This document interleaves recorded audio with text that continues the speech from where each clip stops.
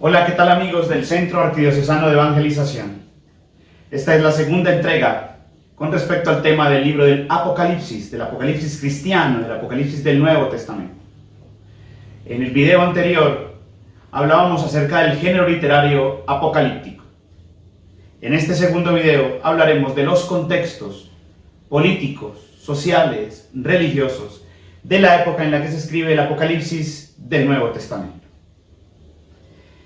Hablábamos entonces de que ese movimiento apocalíptico tiene que ver con tiempos difíciles, tiene que ver con tiempos de persecución, tiene que ver con tiempos donde una comunidad creyente la está pasando mal.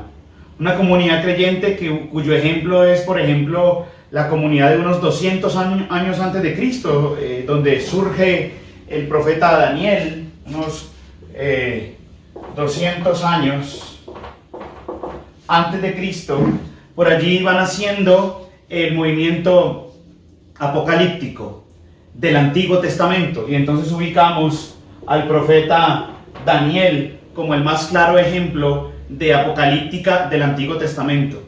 Y en el marco social, en el marco político en los que se estaba desarrollando estas circunstancias, es donde, por ejemplo, se escriben los libros de los Macabeos, ¿no? Macabeos.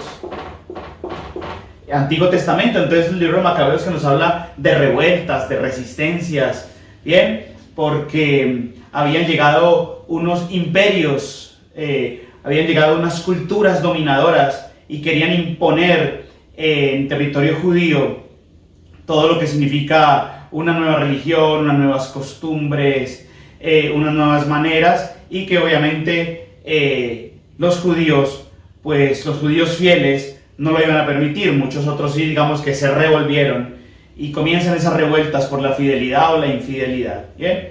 En ese ambiente surge el género literario apocalíptico, tiempos difíciles, tiempos de crisis, tiempos de imposición, tiempos de persecución a la fe, y entonces comienzan las resistencias.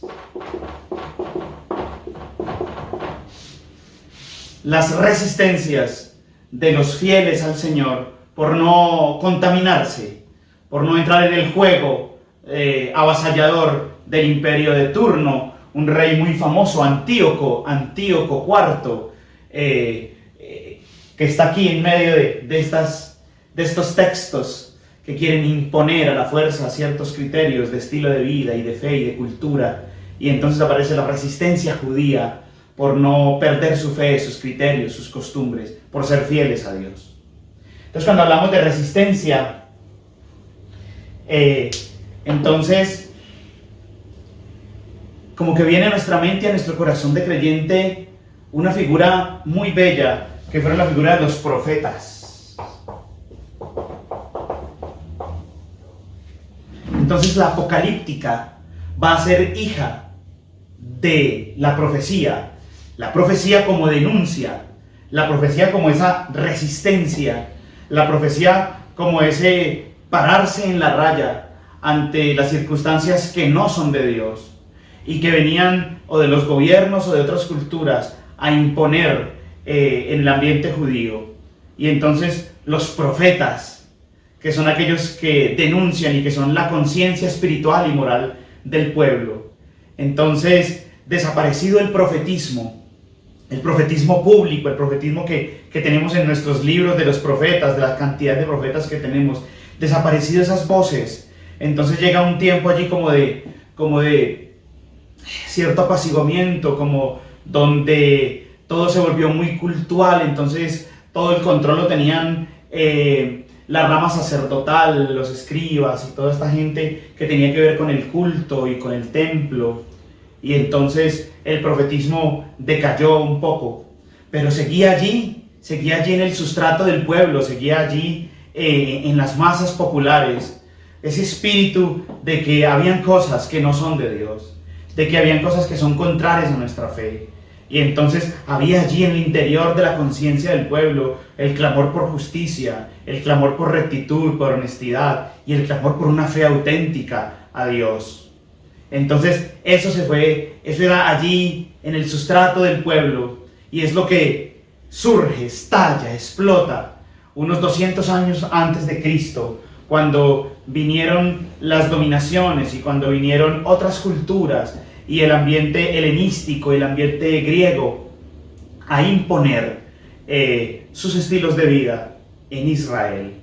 Y eso es lo que el pueblo entonces va a levantarse con los alzados, estos macabeos, ¿no? La familia macabea, y que fueron los encargados de decir, no, esto no es de Dios, nosotros defendemos y morimos por nuestra fe. Bien, y es lo que Daniel narra con ese género apocalíptico. Entonces entramos en este contexto donde luego va a llegar el Imperio Romano, y ahí ya nos ubicamos en el Nuevo Testamento.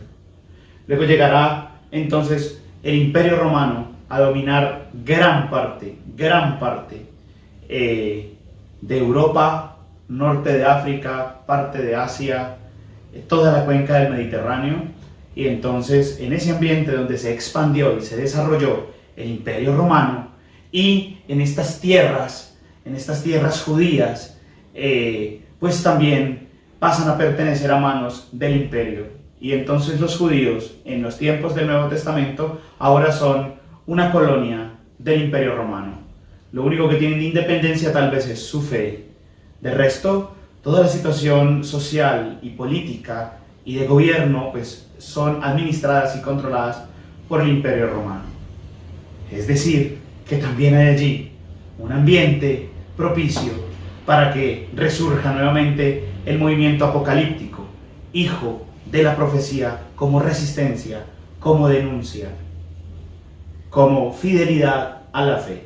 Ahora entramos a la fe cristiana, porque vamos a ubicarnos específicamente en el Apocalipsis del Nuevo Testamento.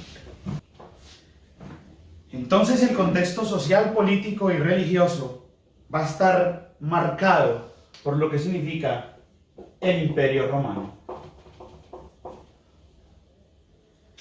Todo el Nuevo Testamento, que es prácticamente toda la segunda mitad del siglo I, ahora ya después de Cristo,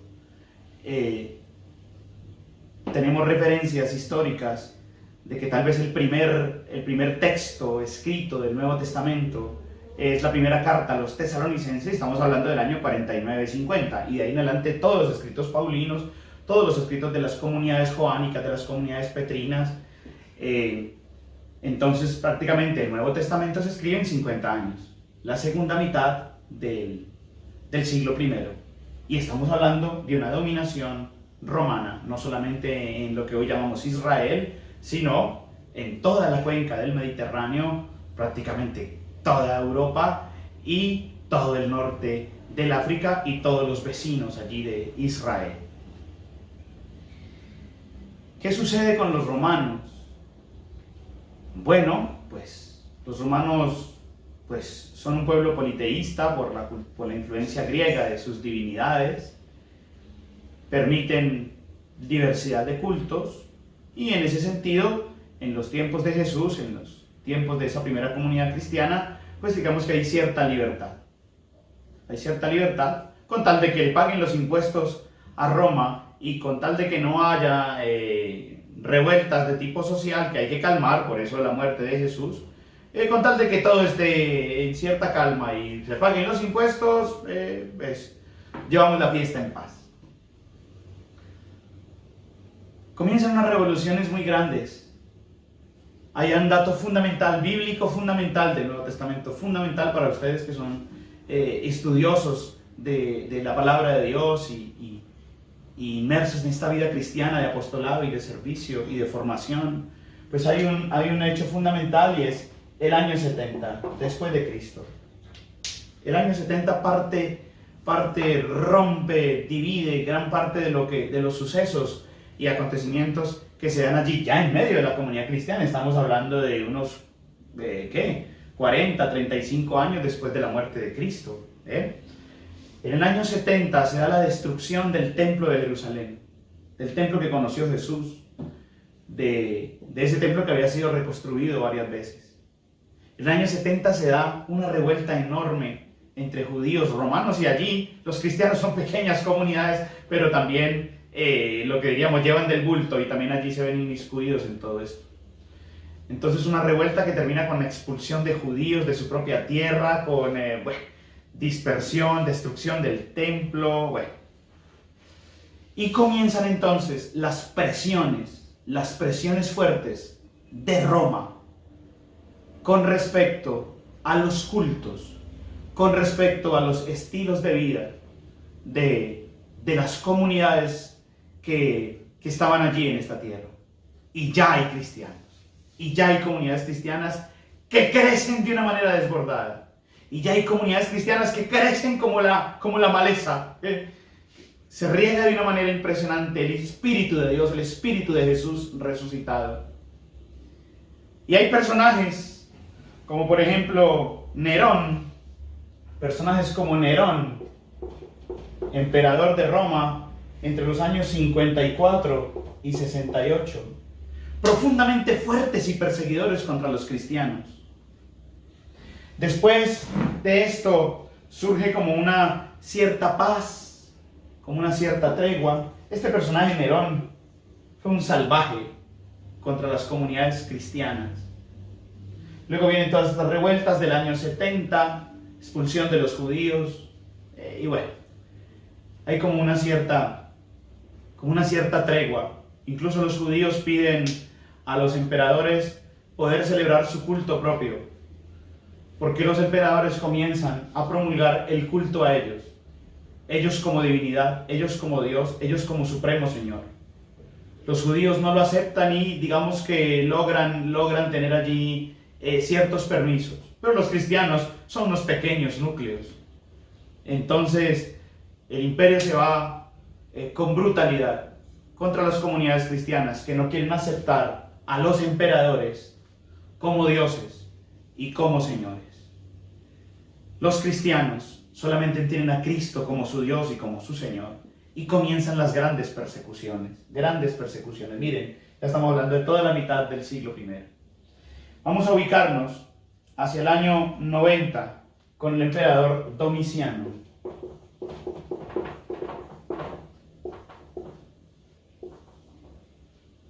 Domiciano es un emperador que está gobernando entre los años 81 y 96. 81 y 96. Es en este contexto donde este emperador nuevamente resalta la figura del emperador como Dios, del emperador como divinidad, y exige cultos. Y vienen los choques contra los cristianos, las grandes persecuciones, el asedio contra las comunidades cristianas que no van a renunciar a la fe en Cristo, que no van a renunciar a sus principios, a sus convicciones, a su fe. En ese contexto se escribe el libro del Apocalipsis, y estamos hablando más o menos años 95, 96.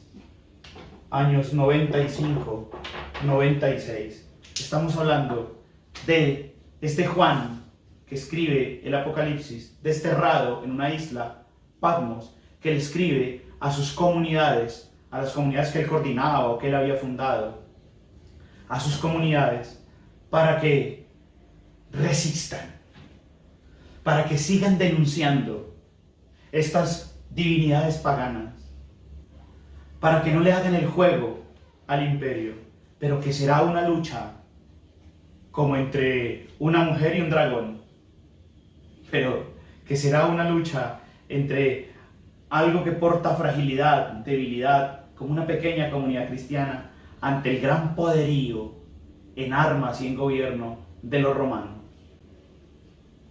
Esas pequeñas comunidades cristianas se van a ver entonces a través del libro del Apocalipsis, de las figuras que utiliza, de la simbología propia de la literatura apocalíptica, se van a ver animadas a resistir, animadas a su profetismo, a denunciar, animadas a la fidelidad en Cristo, que es el único Señor, y que los irá haciendo victoriosos en medio de la tormenta, en medio de esos tiempos difíciles, en medio de las persecuciones. En ese contexto es que se escribe el libro del Apocalipsis.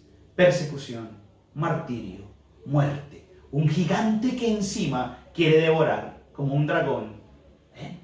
Entonces por eso analizaremos todos esos signos que tiene el libro del Apocalipsis, basados en esto, en que es el contexto donde un gigante llamado Imperio Romano ataca a un pequeño corderito llamada la comunidad cristiana, la iglesia, que tiene en su corazón a Cristo el Señor. Si logramos entender esto, muchachos, si logramos entender que lo que quiere el libro del Apocalipsis es generar resistencia, denuncia, ánimo, esperanza, de que aún en medio de la adversidad podemos seguir anunciando a Cristo, de que no podemos callarnos, de que la victoria la da Cristo, de que el Señor de la vida y de la historia es Cristo y no estos señoritos, en ese marco entendemos el libro del Apocalipsis. En ese marco de lucha, de resistencia, en ese marco que habla de un presente álgido, de un presente tenaz, de un presente fuerte, no de futuros y cataclismos del fin del mundo. Ya lo vimos que no. No. El marco es el presente de la última parte, últimos años del primer siglo, con las fuertes persecuciones de los emperadores que exigían el culto a ellos como dioses, como señores. Para nosotros el único Dios y el único Señor es Cristo. Pero en este contexto es de muerte, es de martirio, es de persecución, profetismo, resistencia, ánimo y esperanza a pesar de la sangre. Así entonces, vamos a entrarnos en la siguiente entrega en cómo está dividido nuestro libro y entramos en esa bella simbología y en esos bellos mensajes que transmite el Apocalipsis para la esperanza, para el ánimo, para la victoria en Cristo Jesús.